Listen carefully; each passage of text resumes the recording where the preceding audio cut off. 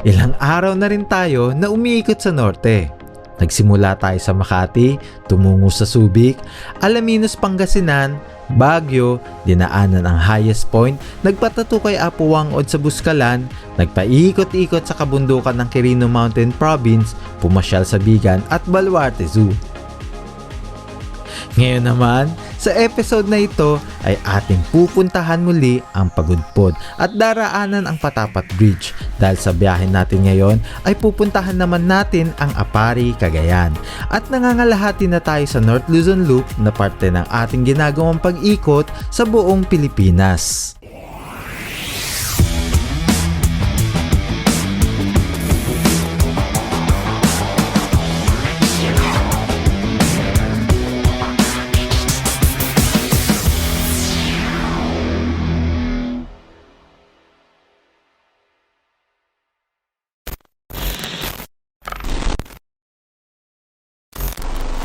Mamaya ay papunta na rin kami ng Pagudpod at second day namin dito sa Juliana.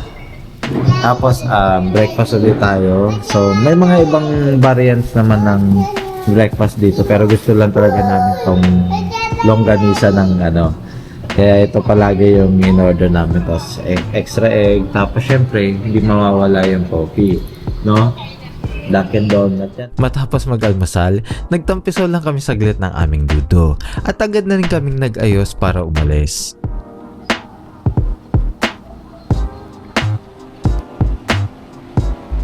Bumalik lang kami dito sa Casa Jardin para mag-take out ng kanilang masarap na empanada.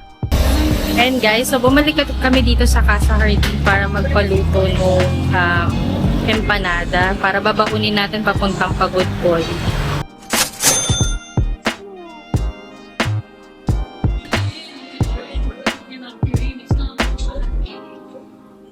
Dumaan na rin kami sa gasoline station para magpakarga ng diesel. Simula na mag-take off kami sa Makati, pangatlong beses pa lang namin magpapakarga ng diesel. At take note, ang dami na naming napuntahan at nakaka 1,200 kilometers na kami sa aming natakbo. Pangatlong full tank pa lang namin to simula nung nasa Makati kami. And puro Petron yung mga pinapagasa namin para consistent na Petron baka naman. Yeah. Yan si ate. Hello po! Hi, shout out. Kasama si ate sa vlog natin. Oo. Shout out po. Oo. Yeah. Ito po, si ate. Hi po. Salamat po. Sumunod naman ay dumiretso tayo sa sikat na bilihan ng longganisa dito sa Bigan, ang Irmas Longganisa and Bagnet. Hi! Dito ulit kami sa Irmas Longganisa and Bagnet after a year. Babalik ulit tayo dito kay Tita Irmas. Hello po! Ma'am, meron pa kayo naka-frozen ba na gano'n? Opo. Ito ang sikat na bilihan dito sa Bigan kung nais na mag-uwi ng mga pasalubong na longganisa at bagnet. Ngayon ay magpapatuloy na tayo sa ating adventure at ang susunod nating destination ay ang Poway Church. Nandito na tayo sa Ilocos Norte. Dito matatagpuan ang Poway Church, Windmill, Pagudpod at Patapat Bridge.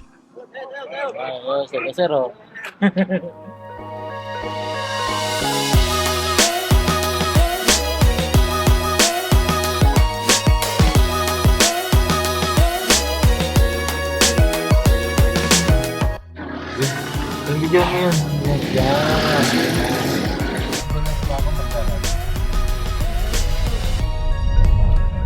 At ngayon nga ay nandito na tayo sa Poway Church. Dito ba? Pasok dito. Dito. Tanda-tanda ko, itong church na to, kaya kilala ko siya. Kasi nung grade school ako, sinagbit ko siya, nagpa-drawing pa ako sa kapitbahay na.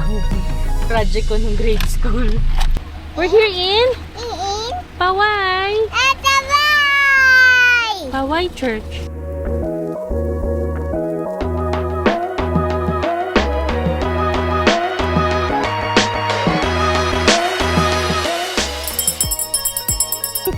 that? I see. Are you happy? Pahuway ngayon. At papunta na rin kami sa fourth na checkpoint lang, which is yung Lawag Park. So, ilang minutes na nandun na kami. After namin sumaglit dito sa Poway Church, ay nagpatuloy na nga kami sa aming biyahe papunta sa ating pang-apat na checkpoint, ang Lawag City. Malapit na kami sa Lawag Arc. Kaso may isang problema. Kasi dun sa Lawag Arc, nakakotse kasi kami. Hindi ko alam kung paano kaya yung setup na magpapapicture kami kasama nung passport namin dun mismo sa Arc. And last time na dumaan kasi kami doon last year, parang hindi ata pwedeng huminto kasi parang siya pero tignan natin kung paano natin siya. Based kasi sa mga organizer ng Philippine Loop, ay need natin magpa-picture sa mga checkpoint, which is ang mga arko na ating madadaanan dito sa Luzon. Pero in this case, bawal kami bumaba kaya nag-ask kami sa plat community at valid naman kung sa municipal or capital kami ng lugar magpapapicture. Kaya dito tayo sa Ilocos Norte Capital magpapapicture ng ating pang-apat na checkpoint.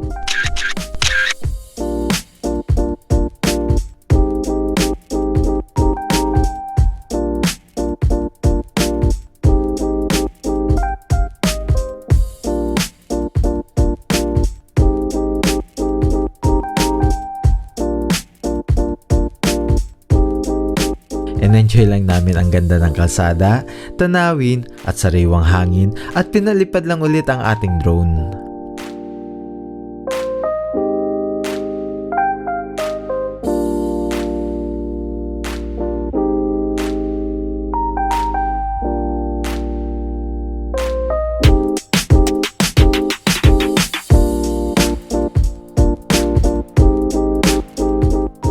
Nagpatuloy lang kami hanggang sa marating na namin ang arko ng Banggi.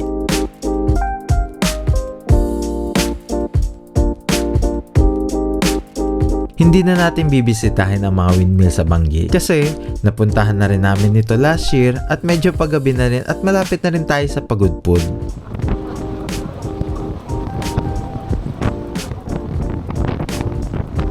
Saan kami kumain dito?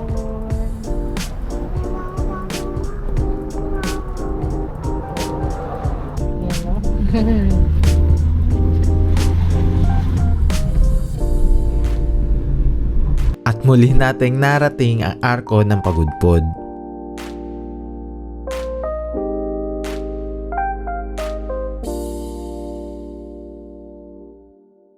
Pasado 7 PM na makarating kami sa Sijam Homestay dito sa Saud, Pagudpud. Fully booked na rin lahat ng hotel dito sa Saud that time. At buti dito sa Sijam Homestay ay meron pa silang vacant room. Ang goal lang din namin ay may matulugan sa gabing ito dahil na-explore na rin naman namin last year ang Saud at sobrang nagustuhan namin dito. So, yun guys. Nandito tayo sa Sijam's Homestay.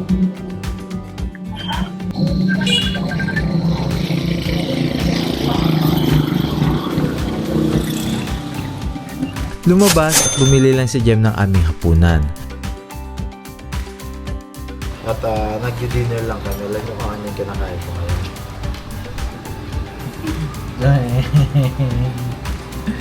Ito pa rin.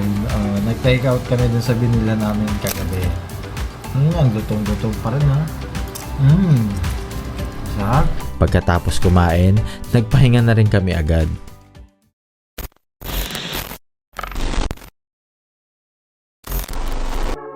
Today, ang destination naman natin ay ang Aparri, Cagayan. Pero bago yan, magtatampiso muna ang aming dudo sa dagat na walking distance lang naman din sa aming tinuluyan. Hi! Pretty Shore Beach. May nagsasakay sa banana boat at sisigaw. Na. Okay, dance tayo dun. One. Easy. Hi! That's it. Pagkatapos nila magtampis sa dagat, nag-ayos at umalis na rin kami agad. Ayan. Tapos si ate, yan po, siya po yung may-ari nitong St. John's Hotel. Super bait po nung may-ari niya at talagang in-accommodate po kami dito. Salamat po. Gabi na po, hinintay Ayan. kami ni ate. Ate, saan po location to sa banda dito sa South? Anong pangalan ng barangay? Barangay, Sitio Linglingay, Barangay Saud, Pagudpud, Ilocos Norte. Ayan, sa mga ka-Philippine loopers at saka magagawin ng Saud, kung kailangan nyo ng accommodation, eto, kita nyo naman, ang laki-laki, ang daming kwarto nyo, no? Parking pa. May parking pa rito. Tapos may kainan pa sila ate sa taas. So, ayan, punta na kayo dito. Sea Jams Ayan. Homestay. Thank you. Thank you ate. Bye-bye po.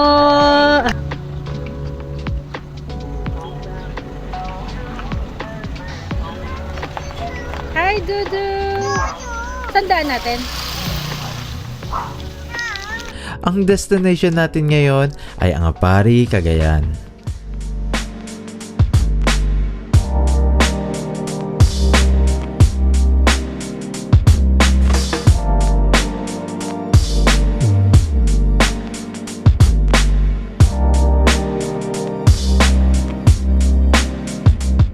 Isa sa pinakamasarap balik-balikan dito sa Norte ay ang Patapat Bridge.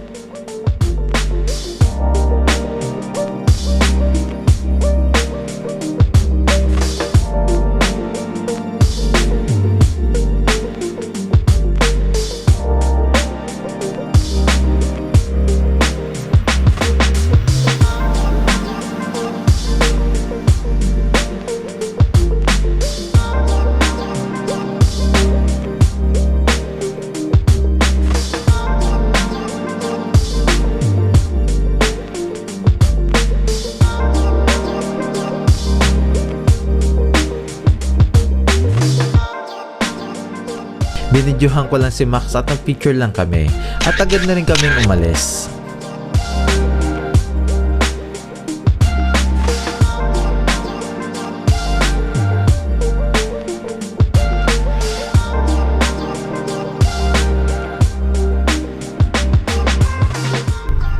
Last year, hinanap ko yung arko ng Apari dito. Apparently, doon pala siya sa kabilang side, which is dediretso pa dapat kami dito. Yeah, which is dumiretso naman kami diyan, pero nagdire-diretso na kami papuntang Santiago. So dito, yan o. Yan. Kung nakikita nyo yung arko na yan, ay yung murals na yan, nagpa-picture din ako dyan. Ang skala ko nga doon papasok pero hindi pala, no. So dedire-diretso pa, tas ito siya. Ayan. Yan siya. Nandito tayo ngayon. So, malayo-layo pa pala. Kami kasi, that time, dumiretso na kami pa ganon.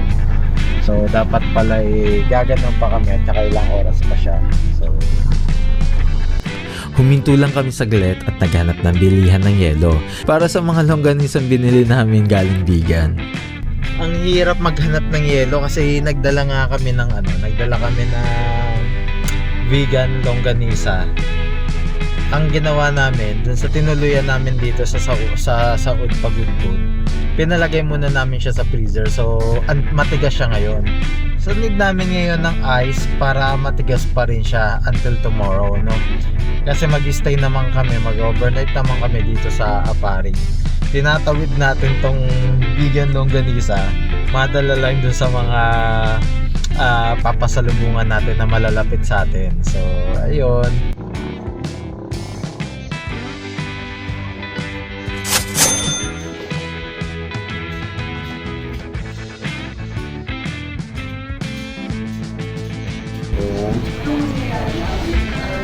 Kasi may ilang araw pa kami na travel para makabalik na Manila. Kaya kailangan may i-deliver natin, na madala natin to sa Manila para sa mga pagbibigyan natin ng malamig pa siya, maayos pa siya, fresh pa siya. Ayan. Dito namin siya nilalagay para kahit papano malamig pa rin kasi naka-aircon kami. Tapos tinatakpan ko siya nito isa pang cooler natin. Ay, kabaliktad. Ito. Isa pang cooler natin para hindi siya umangat-angat, no? Para talagang naka-sealed siya, no? Ayan, na naiipit siya sa ilalim. Malapit na rin kami sa Apari at dadaanan natin ang Magapit Suspension Bridge. We were sparks on quiet streets, two hearts finding where to meet. But life pulled us apart, left me talking to the dark. If I called you tonight, would it feel the same?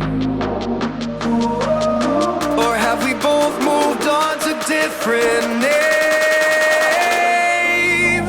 Take me back to the start, before the quiet and the scars, when the world felt small. At finally, nandito na tayo sa arko ng Apari. Take me back to the start, if only for a moment. I've been up since 3, scrolling back where we used to be. Half truths in this late night chat, both of us knowing what it like that. Funny how we talk like we're fine, but your name still lives in. Finally, nakarating na kami dito sa arko ng Apari. Ayan, arko ng Apari. Ito. Ayan, finally nakarating na tayo sa arko ng Apari. Ito yung parang pinakabatok ng ulo ng Luzon. Ayan, so dediretso pa tayo doon. Papunta sa ating stayan ngayon at eksakto mag-alas 6 na rin. 5:30. Yan. Nagpa-picture lang kami sa arko at nga pala, ito na ang ating pang-5 checkpoint sa ating ginagawang Philippine Loop. At ngayon, pupunta naman tayo sa accommodation natin, which is itong Hotel Dia, no? Itong Hotel Dia na to, isa ito sa mga recommended na mga ka-loopers natin, no? Pag nandito ka sa Apari, automatic ito ang i-recommend sa'yo na hotel na pwede mong pag-stayan, di ba? Why, Dallas?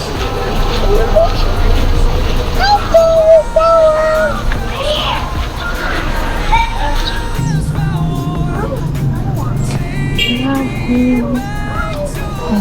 Lalagay din si Dudu ng kanyang sticker here. Lagay ka ng sticker mo. Ito tayong sticker. Pat natin ng sticker ni Gala ni Dudu there. Ang gala ni Dodo. Yes po siya. Gala si Dodo. Gala po ito eh. 2 months pa lang naglalad. Alis na eh. Ngayon magti 3 years old na. Nasa kalsada pa din. Dito sa Dian Hotel, no? Loopers ka man or hindi, basta galing ka sa malayong lugar at nakatapak ka ng Apari at sa kanila ka mag-check-in, ay nagbibigay sila ng certificate na katunayan na nakarating ka ng Apari. Anong name mo po? Ano pong pangalan mo? Ay, hiya ka? Nahiya.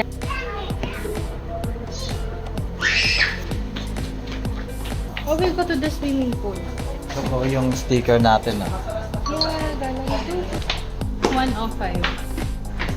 Wala tayo. Isa lang.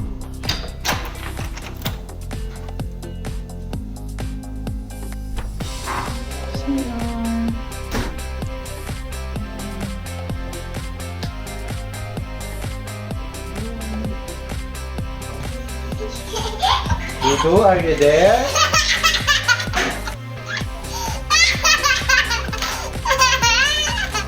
Kinagabihan, lumabas lang kami at naghanap ng mga kainan dahil balita ko, masarap daw ang overload, pansit batil patong ng mga taga Cagayan. Ayun, naghanap lang tayo ng mga kainan. Doon tayo naka-check-in banda ron, no? Tapos paglabas nyo dyan ng Hotel Dian, ito may Frankie's, tapos meron din dito, tapos dito tayo kakain. Ayan. Bikers dito. Makikita nyo yan.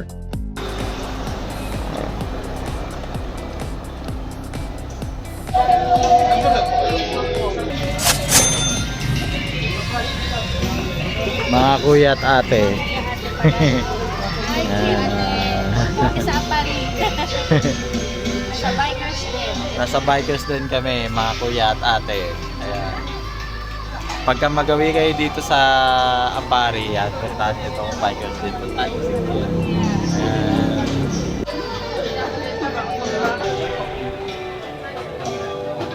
Pansit ba? Oo, ganun. Nung nagpunta kami dito last year, hindi namin natikman yung pansit batina. Oo, nakauwi na. Isa. Nakauwi na kami ng Manila, hindi man lang namin natikman. Nung dumaan tayong Tugigaraw. Oo, nagtugigaraw na kami, nagkagayan, wala. Wow! Yan ha, pansit, batil, patong. Batil, patong. Tapos itong isa, ano itong Aming isa? beef mami ni Margo. Beef mami. Yun, sarap. Thank you po. Thank you. Sakit batok natin ito. Tikman natin tong pansit batil patong dito sa Cagayan. Hello, ay sarap po. Kawawa batok ko nito. Tignan niyo naman Oh. Di ba? Tignan niyo. Kawawa batok ko nito. Sarap. Loaded. Magkano ito? 120 to 100. Hindi nga. 120 lang. Sarap po. Sarap po. Meron siyang atay. May Meron siyang lechong kawali. Tapos yung chicharon mismo. Tapos sarap nung ito. Ito mismo. Yan. Ang sarap. Grabe. Inisip mo itong pagkain. Sarap pa Matapos namin kumain ay nagpahinga na rin kami. Bukas, puro pasyal at pahinga lang ang gagawin natin.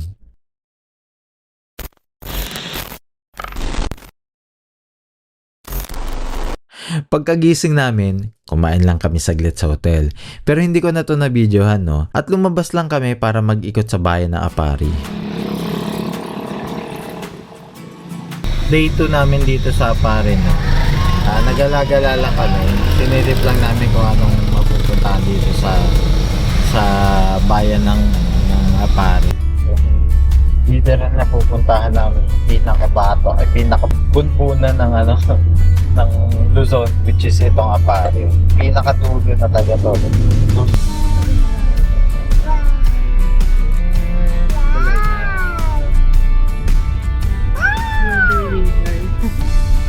Weather river.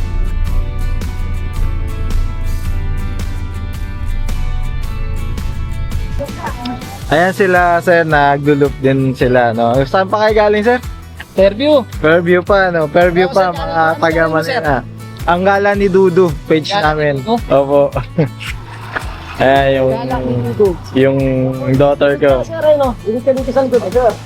Ayan. Galing pa sila ng Manila rin, Fairview, Tapos ngayon papunta sila ng Ilocos. Norte, North Luzon Loop. Yan. North Luzon Loop. Sige. Okay. Ingat kayo, sir, ha? Ingat po kayo.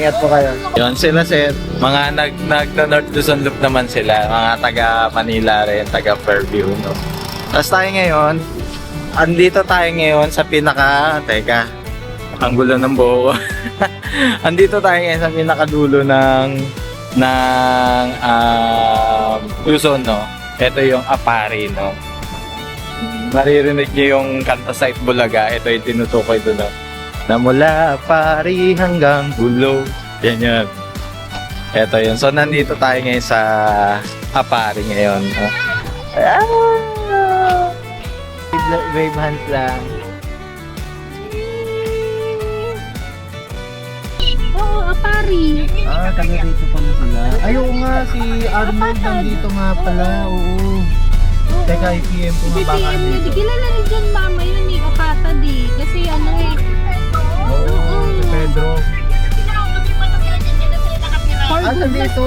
Sige, ipipm ko nga. I-PM ni June. Kasi bukas pa kami alis eh. Para makadaan kayo dyan sa kanila. May bahay yun dyan eh. Kasi ng bahay yun. Oh. Talaga? Balik. Dumaan na rin kami sa mall para bumili ng foods at kung may mga kailangan pa kaming ibang bagay.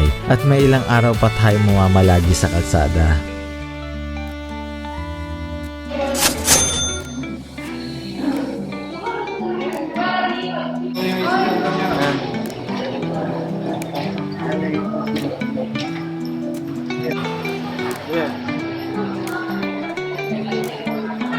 Dito. Tayo sa parang Daddy and Mommy needs to work.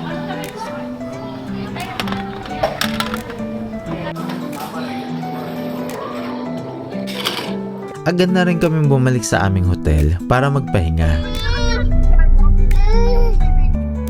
Ayan, nag-stay pa kami ng isang araw dito sa Apari. Dahil si Mami nagtatrabaho yung straight body. Second night na namin sa Apari. So, habang nagpe-prepare ako, Senior Pedro yung aming dinner. Ayun naman yung mag-ama ko. Oh, ang sarap ng buhay nila. Si Margo pa cellphone na. Oh. Pahinga si Daddy kasi magdadrive na ulit ng mahaba. Bukas, going to Santiago. Kita-kits ulit tayo sa next episode ng ating pag-iikot sa buong Pilipinas. Sa susunod na video, ipapakita naman namin sa inyo ang ganda ng Cagayan at ang mga lugar na aming pinasyalan. At ito, ang gala ni Dudu.